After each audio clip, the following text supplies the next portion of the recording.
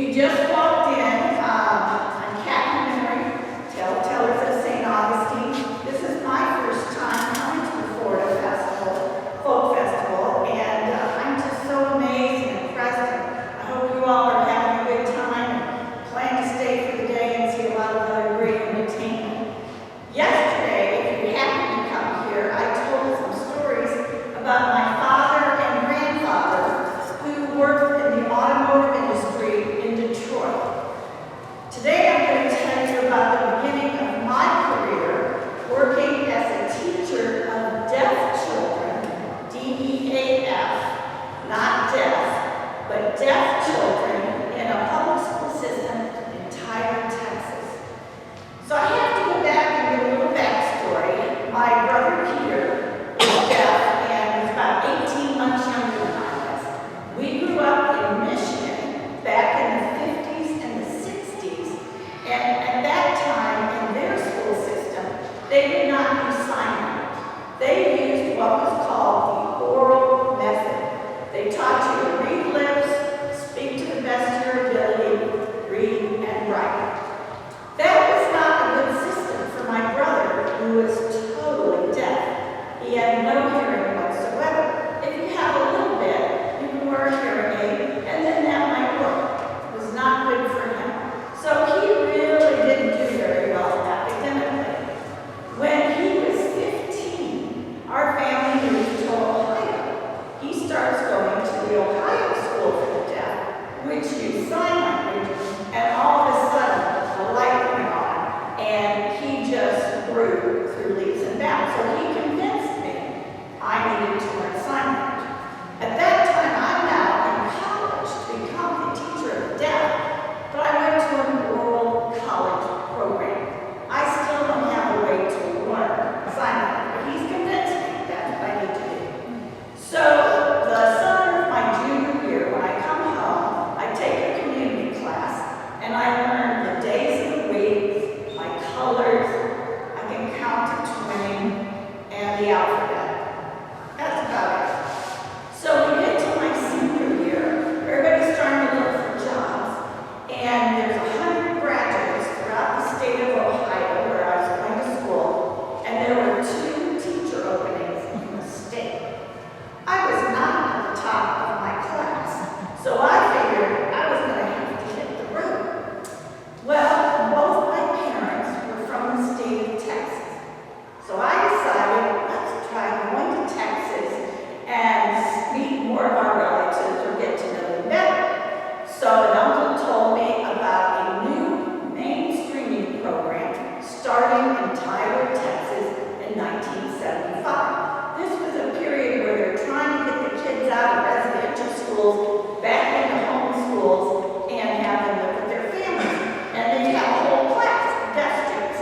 Today it's called something else. Today it's called inclusion, where they put the deaf kids in with regular kids and bring in an interpreter for them. But at that time it was a self-contained classroom with a teacher, but in the public school. As I'm leaving the interview, they say, "Oh, by the way, you know how to sign, right?"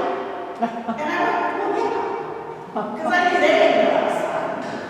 They didn't ask me how much I could sign, how well I could sign, but I knew the days of the week, my colors, my numbers, and my letters. Yeah, I can sign.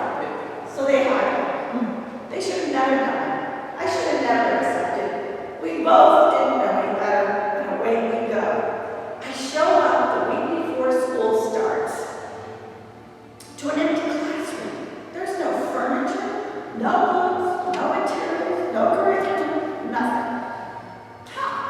And so we go to the warehouse for the district and round up some old used furniture.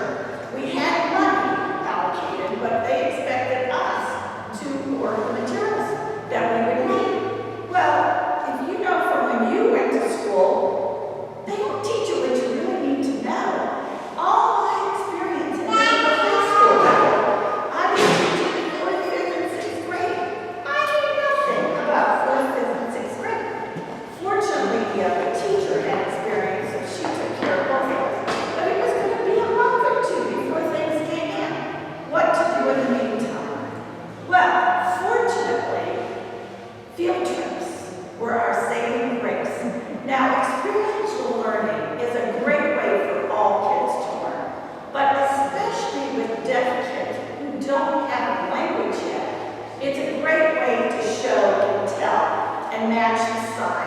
to whatever you're trying to teach them. So our first field trip, as you can imagine, was to a grocery store. And we're learning the names of all the foods and how to sign them and finger spell them and write them and do all that bit. It was so amazing at that time because nowadays to go on a field trip is, a major production. Of course, you have to get permission from the parents for every single trip. You got to get permission from the school district. You got to do it a month in advance. You got to order a bus. It's a big production. I started off with only 4 kids. So 4 kids, the teachers, they and I, could fit in my car. They gave us permission to get permission form from the parents for the whole year. Can you imagine? They would never do that. The parents had no idea when or where we might go. As long as we told the principal before we left campus where we were going, he was fine. So we go to get the little lesson on the grocery store out of the way. My second lesson is going to be going to the zoo. So I happened to somehow find these cards with 12 pictures of animals on each card. I think I had about 4 of them. And so we're going through learning all the names and the signs and how to spell it, etc. for like a month before we go to the zoo. And I, of course, had to learn those signs because I didn't know them. And I always sat with a book on my lap my first year or 2 going, today we're going to learn about animals. That's how bad it was. Now, these were 5th and 6th graders had been at the school for the deaf in Texas and Austin, so they didn't sign language. I didn't know sign language, so I always felt very guilty about down the road. But anyway, so invariably on each of these cards is a picture of a snake. We're talking about snakes. I have a tremendous phobia about snakes. I do not want to see real ones, or I do not want to see them on TV. I do not want a cartoon. I cannot see Zootopia. So no snakes. So my teacher's aide cut out some pink tagboard and taped it over the snake. So for weeks we're practicing all these different signs. And whenever we come to the snake, I lift up the card. What is that? It's a snake. These are the fangs. Or we spell it, or we write it, or whatever. Over and over and over again. Finally, we could type. So I finally got to the point I was just going, I didn't just they knew what was under there. So it comes time for the spelling test. I go like this. They write lion. I go like this. They write tiger. I go like this. They wrote pink. So not only had I taught them to be afraid of snakes, I was a terrible role model, a terrible teacher. And that was one of my first things, that maybe academics was not going to be my forte. Then it gets even worse. I've been teaching maybe a month or so, and a regional supervisor comes to observe. So, in sign language, there's no sign for Mr., Mrs., Miss, doesn't exist. You make up a name sign, however you want to do it, and it just means you. And if my name is, at that time, is Kathy Brown, whatever name sign I made up just means Kathy Brown. It doesn't mean any other Kathy. So I thought it would be most respectful for them to call me Brown. This is the color brown. That was my last name, and that was a sign that I knew from my beginning sign language class. I was so excited. So they call me Brown, and I go very pleasant. The regional supervisor comes in, and she's not there 5 minutes, and she goes, we need to have a little talk. We go out in the hall, and she goes, I cannot believe you were calling. I haven't told you this to your face. And so I proceed to tell her how I came up with Brown. She goes, they're not calling you Brown. I said, well, what are they calling you? She said, they're calling you a bitch. I went, what? These signs are very similar, but this sign was not in my book.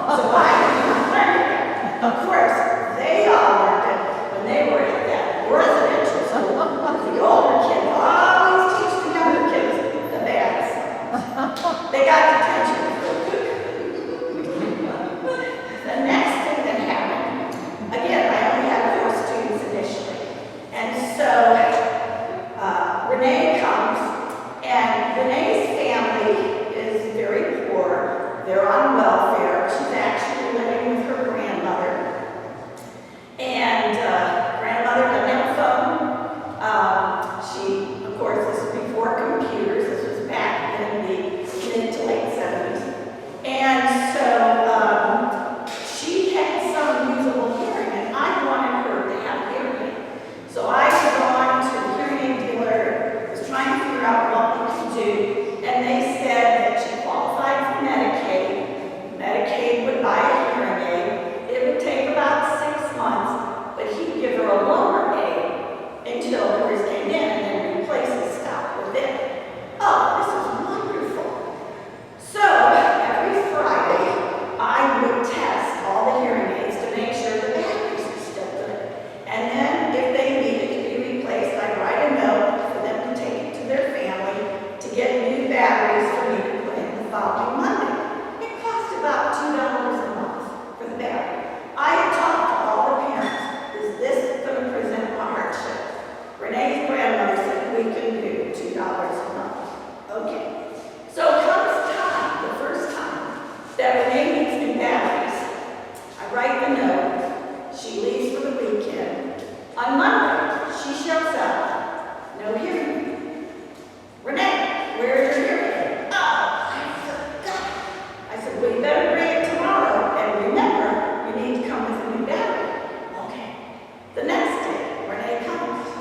No hearing aid. Renee, where's your hearing aid? Oh, forgot again. So I said, if you don't bring it tomorrow, I'm going to drive to your grandmother's house. I'm going to tell her what happened. You're going to get in a lot of trouble. So she's starting to get really nervous. A little while later that day, one of the other kids comes up to me and said on Friday, she put the hearing aid under the wheels of the bus because she was afraid grandmother would get mad if she asked for money. And I said, no, she didn't really do that. And they went, oh yeah, she did. So we go to the parking lot, little bits of plastic all over the parking lot. I am livid.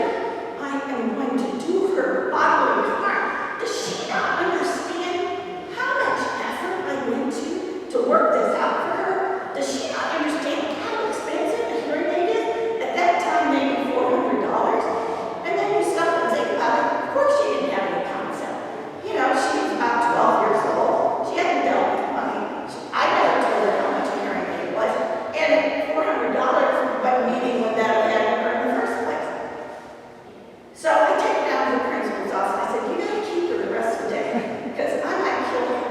So I'm thinking, what can I do to make this into a teaching moment? Because I'm a good teacher. So anyway, I call up the hearing aid dealer and I go, here's what happened. He goes, don't worry about it. We have insurance. We'll just get a new one. I said, oh no. You have to teach Renee the value of a talk. And I need your help. And he goes, well, what are you thinking? And I said, well, I'd like to bring her down here once a week for 8 weeks to clean your office. And we're going to pretend she's making $50 an hour. Like that's teaching her the value of a dollar. But anyway, we're going to make a little spreadsheet and every week it's $400 and we're taking off 50. In 8 weeks she'll pay off this debt. And that's how she'll learn the value of a dollar. It's going, okay, we don't really care. No, that's what we got to do. Well, I didn't really think it through because I had to drive her over here. I had to teach her how to clean the office. I had to wait for her. I had to provide the cleaning supplies. And then I had to drive her home. So every week this is about a 2.5-hour commitment after school. And every week we fill out this little form and take off $50. Well, the office manager was the hearing aid dealer's wife. So every week when Renee comes, she bakes her cookies. She gives her coat. She gives her all kind of attention. Renee loves going to the hearing aid dealer's office. And so every week we're taking off this debt. We get to the end and I go, now, finish. Oh, 0. You don't have to come anymore to the hearing aid dealer's office. She starts crying. She's upset. It's her favorite after-school activity. She never